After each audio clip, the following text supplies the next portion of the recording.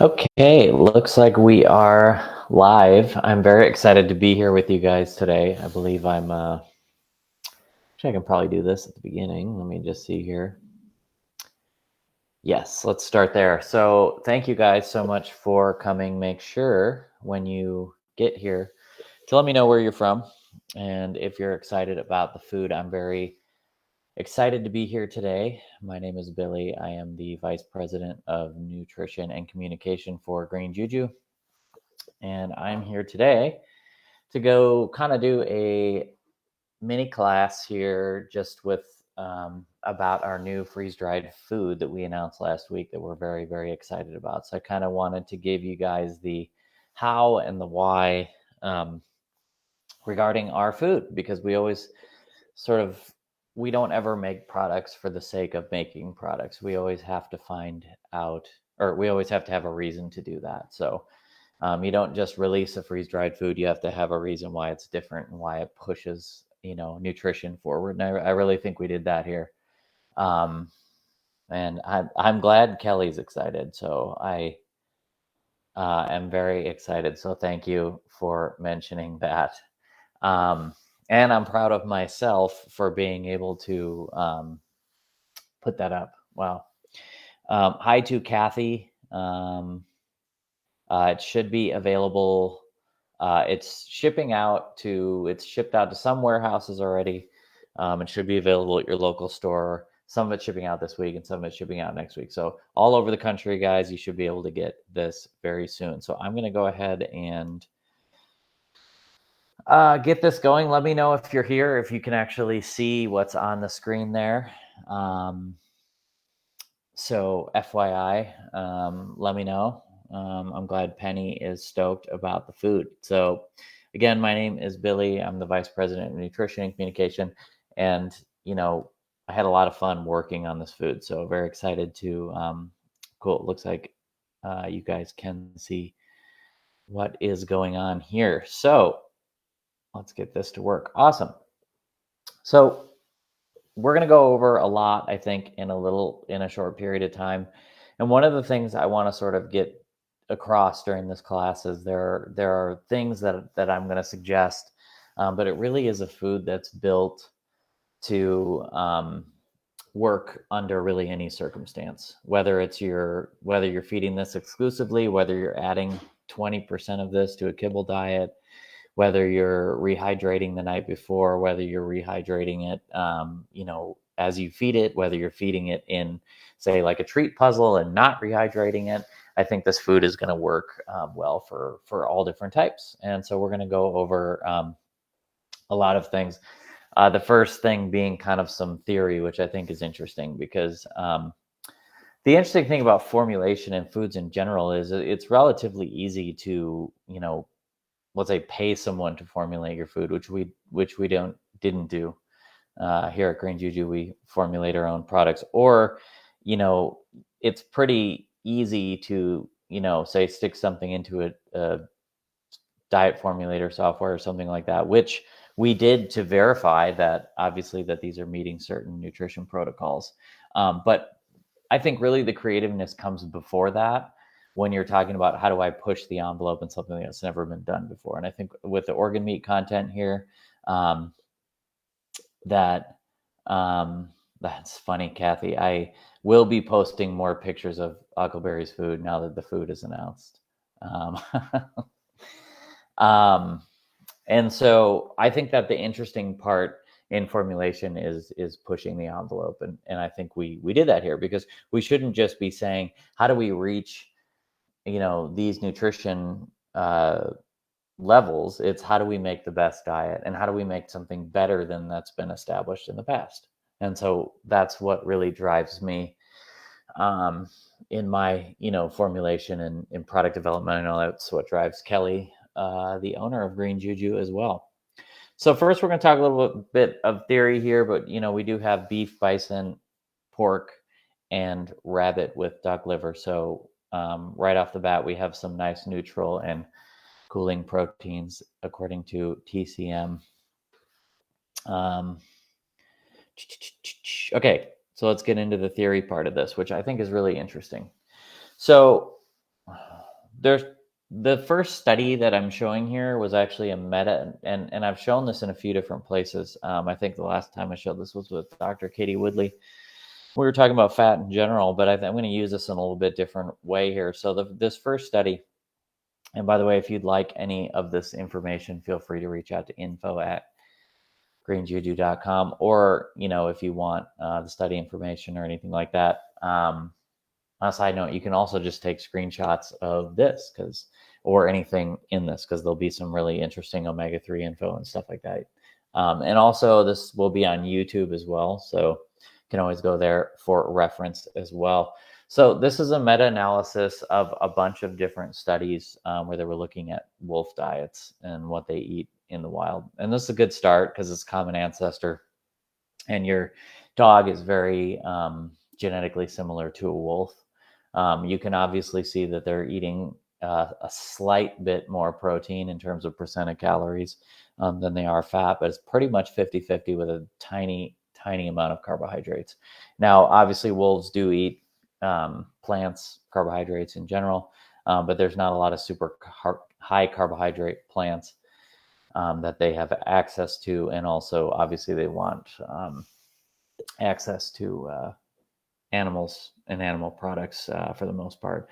So the first study here is looking at wolf diets, which you'll kind of see how this plays out. So the second study here is a canine self-selection study. So what they did here was they took, I believe it was 5 different breeds, ranging from very small to large, and they let them pick their own food. So this is what the average of those dogs were selecting in that process. So obviously the carbohydrate content went up, and what you notice here is they chose fat a lot more than protein, which I think is interesting because, it's not, dogs aren't exactly wolves. And so this is really, a self-selection study. So I think that's kind of interesting. So if you take those 2 studies and you actually, Carly says, my little house wolf is excited to try green juju freeze dried. I agree. I have a house wolf as well. He'll be in this presentation later. So we have the wolf meta-analysis. We have the canine self-selection study. What happens if you average those 2? You get slightly more calories from fat than you do protein, and a slightly higher, but not really as high as a self-selection study for carbohydrates, because you always want to keep carbohydrates low. And remember that diet is like a food chart, is like a pie chart. Once you take something away, something else has to take its place. So it'd be impossible to be like, I want a low carbohydrate, moderate fat, moderate protein diet. That would be impossible, because if you're taking things away, something else has to come in there. So this is really where green juju sits. This is where our beef, pork, and bison sits, right around this average.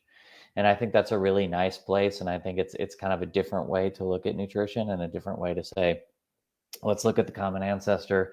Let's look at this reliable self-selection study, and let's find a really nice middle ground. So you're going to be getting slightly more, your dog or cat is going to be getting slightly more calories from fat than they are protein, but you're still getting very low carbohydrates, but also obviously so the carbohydrates in the food, which will be in the next slide, are there for fiber, they're there for antioxidants, they're there for vitamin K1, those plant ingredients, they're there for iodine, and to top that off, in terms of doing that. So this is kind of where we sit. And then obviously the rabbit with duck liver is going to be lower calories. And I'll kind of explain why that is. Obviously, rabbit is lower in calories, and we're keeping this very simple. So we're relying on the fat protein of the animals themselves. And we'll talk about why that's important. So at any rate, going back to this, you have that meta-analysis of a wolf diet. You have this canine self-selection study, and then you have right where green juju sits. They all vary slightly, but I think that this is kind of a great starting place and great theory for our food in general. So these are the actual ingredient panels of the food. So the first thing you'll notice here is that we have, you'll notice in the um, bison and in the beef, there is no muscle. There's nothing labeled as muscle there. And then in the pork, you'll notice there is the second ingredient is pork muscle meat, um, but starts with pork heart as well. So what we're doing here is we're actually pretty much replacing all of the muscle meat, or mostly all of the muscle meat when it comes to the pork, with heart, and that's because heart. So there's a lot of debate on the internet whether heart's an organ or not. I mean, the truth is, if you're looking at the real definition of an organ, it's any grouping of cells that performs a function. So your skin's an organ, your eyes are an organ, some people consider fat cells an organ. So, but while I consider heart an organ, the phrasing of it is sort of irrelevant because it's a different nutritional profile than, say, the typically used muscle meat.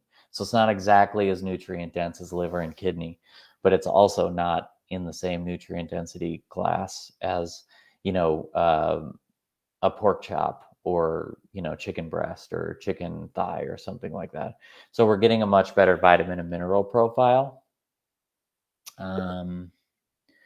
And so, um, sorry, I'm gonna do my best to not read the comments while I'm doing this, and then go through the comments as well, to be able to do that. So at any rate, this does happen to me sometimes where I lose my train of thought. Okay, so we're using much more heart here, and that gives us a much better nutrition profile, because you'll notice that this ingredient panel is very tiny, and that's kind of what we're known for, is simple ingredient panels, very clean ingredient panels, and using all food ingredients. So we have a very, very high percentage of heart here as opposed to muscle meat. And then we're using more liver and kidney than essentially anyone in the industry in order to meet these nutritional profiles, while not having to add, you'll notice, a lot of foods that have to add vitamin D. They have to add, a sort of a list of certain synthetic vitamins. And so the things we needed help specifically here with was vitamin K1, which is, you'll notice we have a dark leafy green in all of these, which takes care of that. And then also the iodine, which takes care of the kelp, or which the kelp is added for. And both of those contribute obviously to antioxidants, as well as other vitamins and minerals, as well as fiber. And also the vitamin E supplement is the same mixed tocopherols that are non-GMO and in our treats as well. So there's actually enough vitamin E in the formulation itself. This vitamin E is a preservative, which you need when you freeze dry food. There's also a oxygen pack in the bag, which will also help to preserve the food as well. So both of these things are relevant. So you'll notice too that with the rabbit, that is the whole ground rabbit with the bone, and then we're using duck liver, again, higher amounts to actually meet those nutrition profiles, so we don't have to add those things. So you'll notice the C and the P here, that's the calcium phosphorus ratio of each of these foods. And we're going to dive into this more, but you'll notice the omega 3 to 6 ratio. So the bison there, you have 1 to 3, beef, you have 1 to 4, the pork, you have 1 to 8, and the rabbit, you have 1 to 7. All of those are within the healthy range. A good example of that would be a pasture-raised egg, which is one of the healthiest things that you can feed your dog or cat, that exists in nature, exists somewhere, because it would vary on what that chicken ate every day, but I've seen it as high as a 1.7. And I've seen literature as well that as high as a 1.8. So in my book, there's definitely some debate on that, but in my book, you want to be a one part omega 3 to 8 parts omega 6 and lower, somewhere on the list. And there'll be some interesting information for you guys if you want to specifically reach a ratio. You can do that with our food, just generally. But I'm really proud of this because it's really the first true no filler food. That's kind of a phrase we use in the industry a lot, but this is really the most efficient foods that we could put together in the smallest ingredient panel to get a complete and balanced food. So very, very excited about that. Mike, yes. You'll forgive me. I've never done this presentation before. So if I'm surprised at the next slide, that is where we're at. So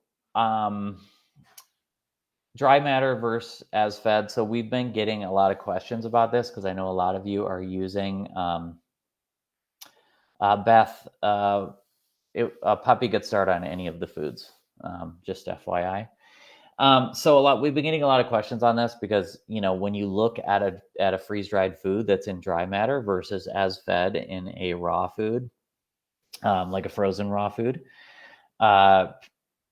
sometimes people don't understand the difference between all the moisture being removed. So I did the calculations here for this part of this.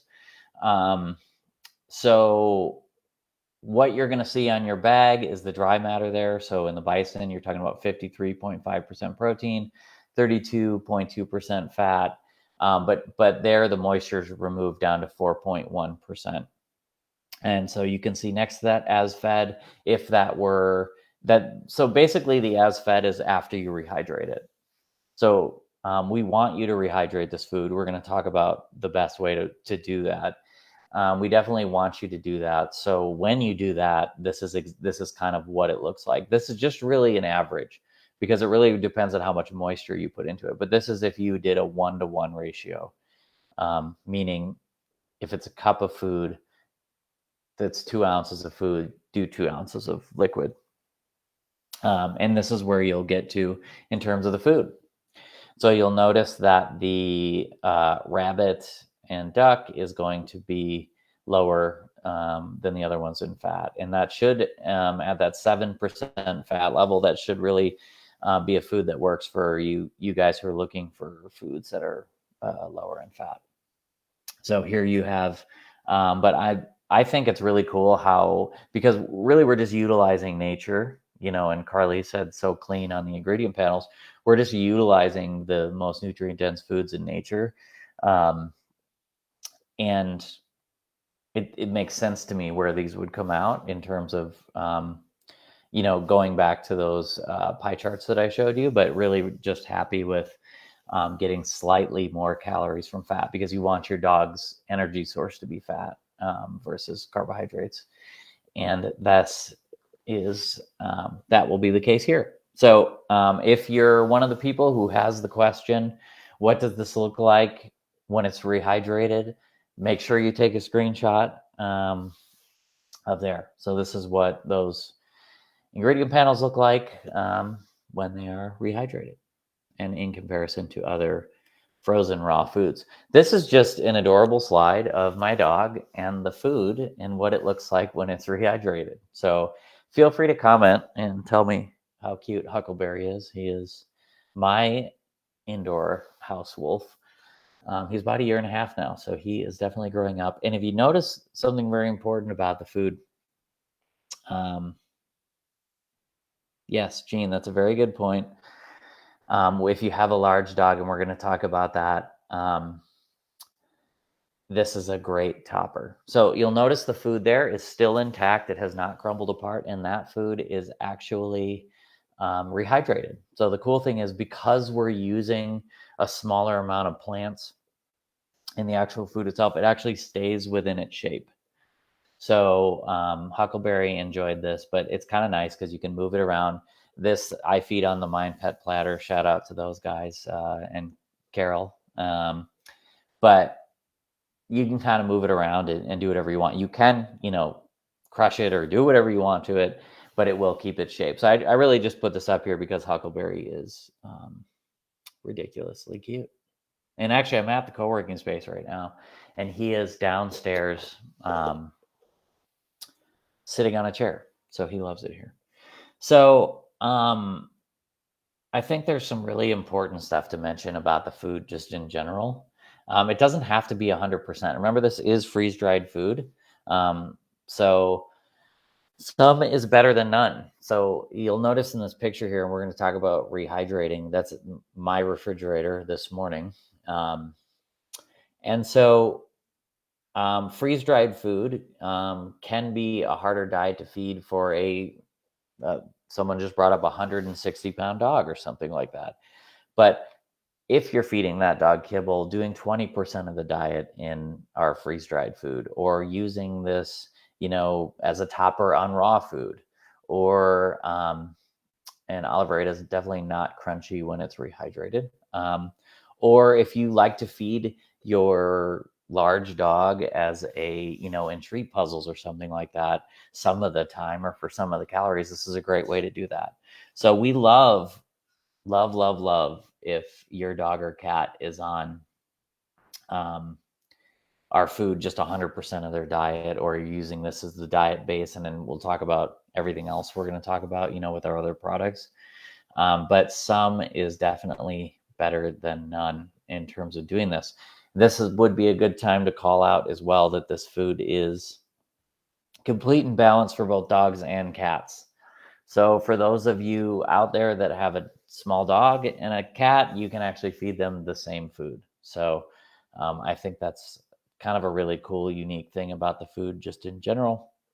And honestly, if you've seen how palatable our treats are for cats, I really think this is going to be a highly palatable food as well to be able to do that. So, rehydrating, it's really up to you. We highly recommend that you do rehydrate this food because you want moisture in the food itself. Um, oh, thank you, Beth. All of her top shelf in the fridge is green Juju. Um, so we want you to rehydrate this. So we recommend at least rehydrating with a 1-to-1 ratio. That just means however much food you put in at least the same amount of water. And that's going to get it up to that level that we just saw in the last slide when it comes to uh, the as fed GAs. But I actually myself prefer to do a 2-to-1 ratio. So if I'm doing 2 ounces of food, I'm going to do 4 ounces of water. And as far as I know, Kelly, you don't like this phrase, but best practices. Um, for me, if you look at the picture on your screen right now, you can see that glass dish there, and you can see that it's like really kind of big and has a lot of room there. So all the food sits on the bottom of it. That's really how I prefer to rehydrate this food, because then the water basically soaks up completely into every single one of the pieces. Um, and I prefer to rehydrate it for the next meal. So when I feed breakfast, I rehydrate dinner and then I put it in the fridge. And by the time I feed the next meal, the water is completely soaked up in the food, even at that 2-to-1 ratio. And then I add bone broth on top of that because I'm a big moisture guy in terms of getting that um, um, in terms of the moisture content and getting that into the food, and then getting extra stuff if you're doing milk. But we'll talk about if you want to rehydrate this in 1 second with that. So you can do that way. Or if you're have a busy schedule and you just want to add the water and let it sit for a few minutes, as long as they're consuming everything in that time, if it's kind of like a soup consistency, that's great too. So however you want to rehydrate this is great. If you want to use some of it, in a treat puzzle, like I mentioned, you can do that as well. Whatever um, strategy works best for you. However, for my money, the 2-to-1 ratio when it comes to rehydrating it is the best one. And also, if you're a dork like me and kind of take everything to the nth degree in nutrition, I highly recommend what you see there, which is the flat dish, so you can get every piece rehydrated. So I really like too the idea of rehydrating this with goat milk and bone broth. And the reason why is because when you freeze dry food, you're dropping the temperature really far and you're taking the moisture out of the food. And so raw milk basically has the same nutrition profile as blood. And so that's a really interesting way to put that sort of animal-based moisture back into the food. And also, what is bone broth? Bone broth is um, we're basically leaching the nutrients out of bones, and so that's another very animal based. Both of those moistures and what they contain, and both of those foods and what they contain, are going to be very close to the moisture that's coming out of this food. So I think that's a really cool way to do that. If you're doing it with bone broth, you really don't have to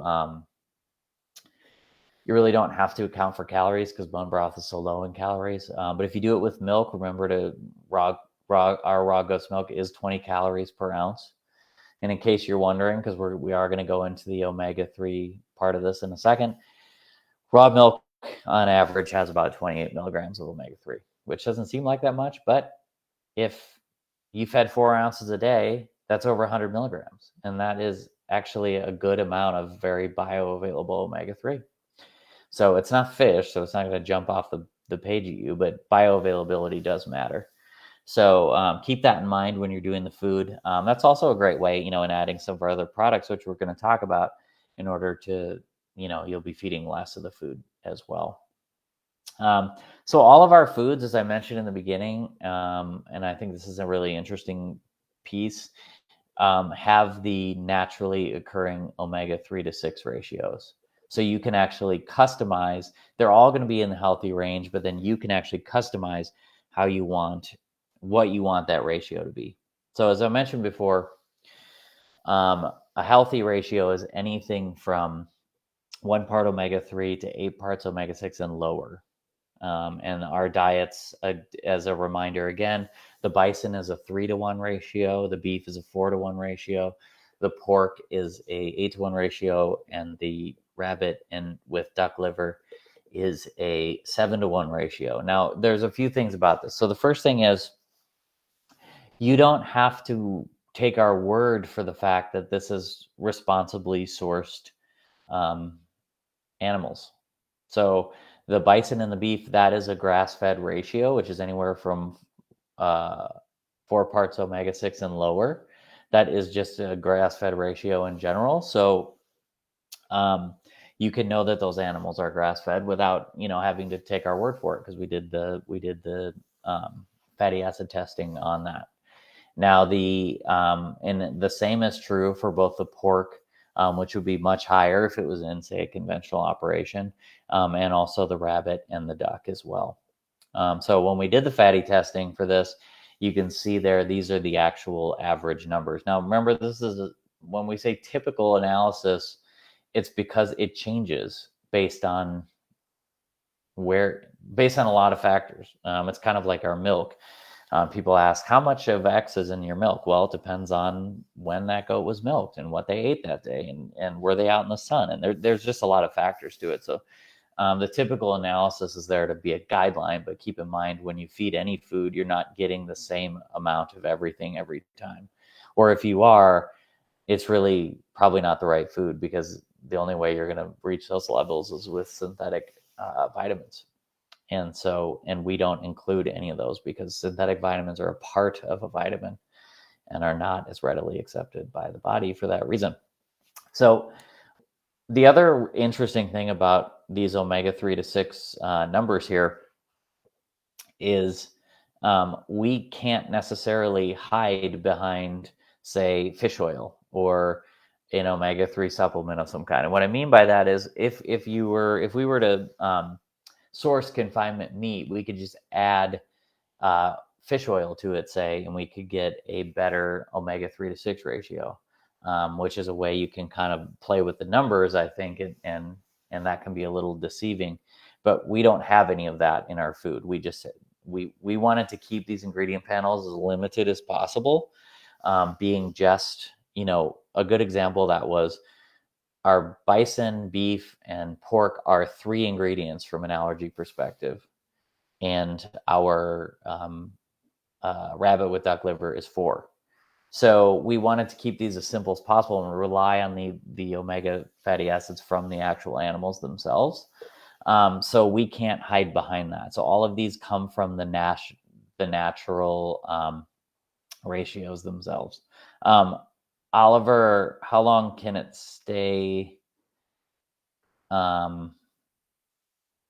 outside the fridge once rehydrated? I would just treat it like frozen raw food at that point. So I don't know, maybe like an hour or whatever you're comfortable with. So you see all the numbers that are naturally existing in the food, and I know there's some of you out there that want to achieve the specific ratio. So we did the math here to be able to tell you. So if you are into that, or you do like to use, say, the omega-3 supplement from Adored Beast, that algae one that's really good, or fermented cod liver oil or something like that. If you want to add fish oil, I included here how to make a 1-to-1 ratio, a 2-to-1 ratio, a 3-to-1 ratio, and a 4-to-1 ratio. So on all of these numbers, if you add that many milligrams of omega-3 uh, per ounce of the food, you will get to that ratio. So you'll notice there's an NA there for 3-to-1 and 4-to-1 for the bison and the beef, because that's their existing ratio. But let's say you were feeding the beef and you wanted to lower that omega-3 to 6 ratio to a 2-to-1, you would add 145 milligrams of omega-3 per ounce to be able to do that. And I think that's a cool way to look at it, because it's not necessarily about the amount of omega-3s that your dog or cat is getting. It's about the ratio that naturally exists within their food. And the really cool thing is, when you source foods correctly, say it's eggs, say it's raw milk, say it's meat, and you do it correctly, meaning they're eating what they're supposed to eat and they're engaging in natural behaviors and they're outside, you're going to get those natural ratios anyway. So that's a really cool way to do that. So definitely take a screenshot of this chart to not only know what the omega-3 to 6 ratio is in our food, but to also see how you can achieve certain ratios. Hopefully that makes sense to you guys out there. How you can achieve certain ratios if you'd like to, using fish oils and or supplements. And also we're making this a food that's available to basically every dog and cat. You should be able to find one of these that works for your dog or cat as a base, and then you can customize their diet however you want, even though the base is also complete and balanced, obviously. So that was another reason we didn't do fish oil or something, because we know there's animals that are sensitive to that, or people that just prefer not to do that. So that is one really cool thing. So we'll go back here. So all of these products were formulated with our other products in mind. So you'll notice it's kind of ironic that we're Green Juju and we're the plant company, and that there's barely any plants in our food. So we did that on purpose. So essentially, you can feed this as a complete and balanced diet on days when you don't have time to do anything else. If you have a really sensitive animal, if that's just how you feed your dog or cat, that's really great. But we would recommend, obviously, that you take certain steps to get variety into the diet. So you can see on the bottom slide here, there's a lot of examples of our products. Our treats go great with this. I personally love the salmon blue right now, but I go back and forth between which, of our products and treats that I like the best. But one of the things that we know is that dogs that are fed raw diets need more variety of plants for better microbiomes, and to feed their microbiome. So you can see up in my fridge there, I'm currently doing Bailey's, but we have just greens on the bottom of the screen there. We recommend rotating between all these products. And I, for instance, will be feeding that exact dish tonight because I took that this morning, and then we'll be adding bison broth to it and some other things. The Bailey's, really great to get some of our fermented pastes in there. So we did do this so you can customize it however you want. So again, maybe your dog does best with the golden blend and doesn't do as well with the green blends. Well, now you can kind of customize that, and we're not dictating exactly which vegetables to get into the diet. Or maybe your dog or cat does better with duck bone broth as opposed to bison. So we did want to really allow for people to be able to customize, and that's really, I think, for most people the key here, because most people just want something that's really healthy and that's easy to do. And I think with Green Juju products, you don't have to do a big prep day. You don't have to do all of this stuff. What you can do instead is just use the food and then rotate between rotate between our other products. Another good example of nutritional variety is you could do more. You could do 2 ounces of goat milk one day. You do 4 ounces the next day. Reduce the food. It just depends on how you want to do that. But all of these products were formulated with our other products in mind, which I think is something to keep in mind while you use our food. And I do want to say, one, thank you guys. I'll go to some questions here, but thank you guys for attending. And also, if you do have any other questions, feel free to reach out to info@greenjuju.com. We're always happy to take questions and to be able to do that.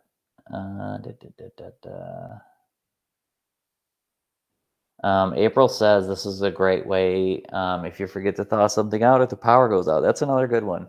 For you raw feeders out there, I think this is a great option for when you forget to thaw something out or when you're traveling or just for variety or like a topper, like I said, but maybe some of you that like go camping and backpacking.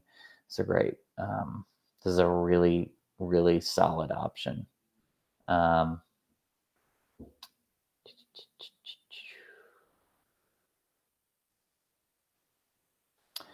Lori says, will you be addressing the high copper issue? It is a concern to the breeds that statistically have high copper issues, i.e. Labradors. I would love to use your product, but this is a red flag. Yeah, I mean, it's an interesting issue. I feel like in using high organ meat content. So let me say it this way. So there's a specific study that's being referenced right now, in I believe it was 2021 that happened when it came to copper and high levels in the liver. They basically did autopsies on dogs, and they found higher levels of they found liver issues, and then found super high levels of copper concentration. So a couple things to look at with that study is that when we look at in my opinion, most of the problem comes from using the synthetic mineral version of copper, the chelated mineral version of copper. And I would argue that with that study, when they were doing that, if they're picking random dogs to look at their liver and look at copper levels, I would pose the question, how many of those animals were eating a raw diet without any synthetic vitamins? And I would say the answer is probably zero, or a very, very small percentage. So in using high organ content for many years, I haven't seen an issue when using a lot of it is just theory. So a good example of that was I saw a post that's like, how do you avoid it? And it was like, don't have your recipe have too much liver. Well, that's sort of has nothing to do with the study, because we don't even know what the diets was of those dogs. We just know that they had a higher concentration of copper. And I would say the bigger problem there too is less about the copper that's found in food, because we can actually have some idea of what that's going to be, and more about the copper in a vitamin pack, because in a vitamin pack, we've seen problems with that over the years in a lot of ways, but especially in kibble fed dogs. I don't think that the companies that use them truly know exactly how much is in each one of those. I know I would not feel comfortable with that. So I think that there's some issues with that. I know that AFCO just did a review of copper in the high end and the low end. And when you actually, look at our levels of all of our nutrients, I feel very comfortable with all of those in terms of doing that. So, Lori, if that is, regardless of that, if that's a concern for you, then obviously, we respect your choice to use or don't use whatever you want. But I don't think that those breeds will have an issue in terms of doing that. So, plus, I think it just depends on, again, what you consider high. So ours are all within a healthy range. So hopefully that helps. I think sometimes we take a study and then we apply theories about other things. Like you might say to yourself, well, these dogs had high copper concentration, therefore, and then on a side point, liver is higher in copper, therefore, um, diets with too much liver have, what's the word I'm looking for? Therefore, diets with too much liver would provide too much copper. But that's not what that study showed. It's not about that necessarily. So we have to actually test those things before we can do that. So just my 2 cents on that. See if there's any other questions, and then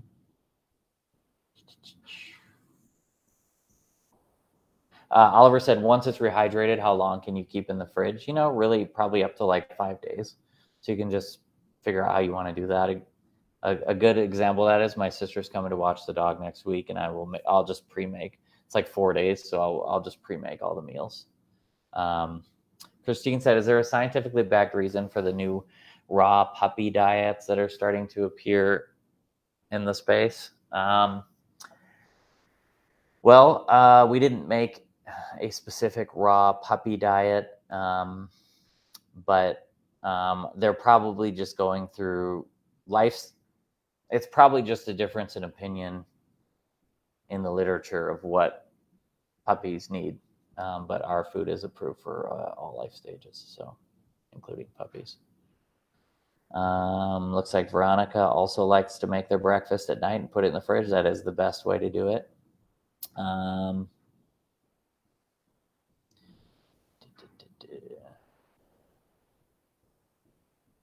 Kathy is so excited about the great food. Thank you. Appreciate that.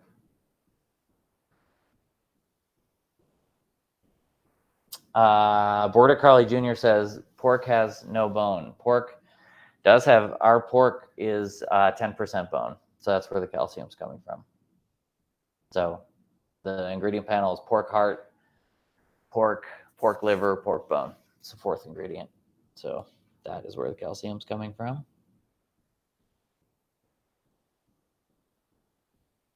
Sarah says, are there any guidelines for using the paste? Can you combine the golden paste and the beets in the meal with the greens or separate? You can use them all together. You can rotate between them. They're just whole food. So it just depends on what you want to do. But again, we just harness the power of whole food. So it really depends on what works best for your animal. But you can rotate, you can use them all together. It's whatever works for you.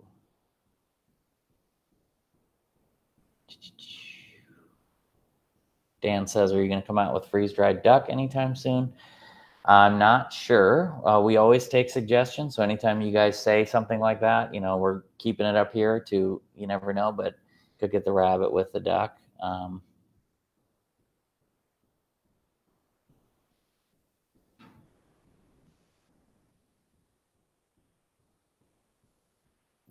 Veronica says, is it okay to use with dogs with high liver enzymes and kidney disease?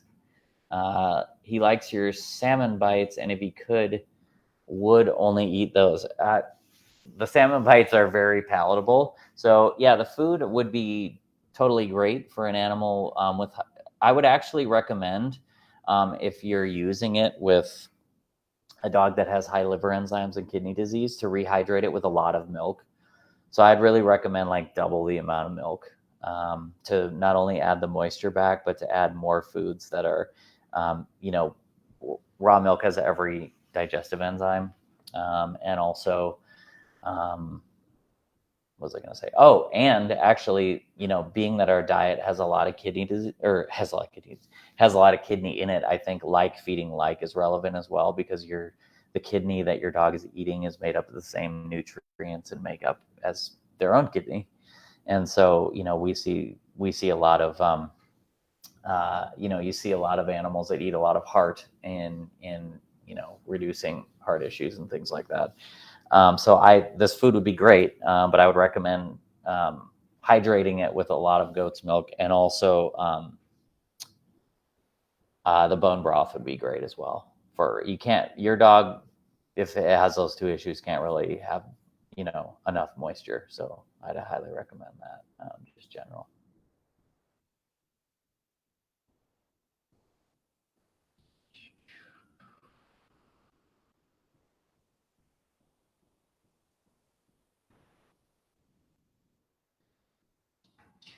All right, let's see if there's any other questions here. Okay.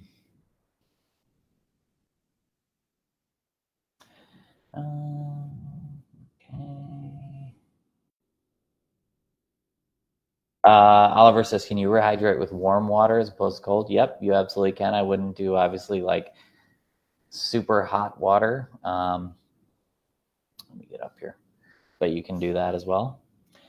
Dan says, "Can't wait to try the rabbit and bison." Do you know when Connecticut will get a shipment? I believe that PFX in that area is their shipment's going out a week from tomorrow, so it should be shortly after that. So none of you, if you don't have it already in store, none of you will have to wait very long. So very much appreciate all you guys coming. If you do have any questions, further comments, anything you want to reach out about, whether it's questions on the food, nutrition in general, regarding the food, please reach out to info@greenjuju.com. We are always happy to chat with you guys and discuss things. Thank you so much for coming. As always, we really appreciate the fact that you trust us with your pet's nutrition. And it is really truly our honor to be able to help your guys' dogs and cats out. So with that, thank you guys all for coming, and I will see you soon.